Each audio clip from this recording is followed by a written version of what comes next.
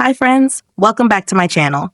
Today in this video, I'm going to show you how to enable or disable the automatically start scanning feature on Android.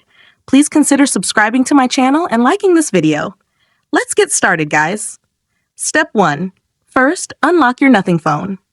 Open the Settings app to find the Home Settings menu. Step 2. Now scroll down and choose the accessibility option on the screen.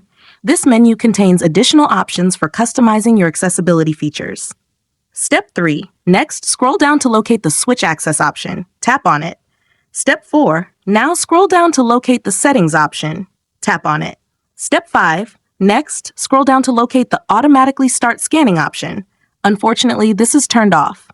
Step 6. For the last and most important step, tap on the Automatically Start Scanning option to turn it on instantly.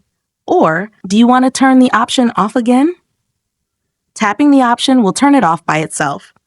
If you found this tutorial helpful, don't forget to like this video and subscribe to my channel.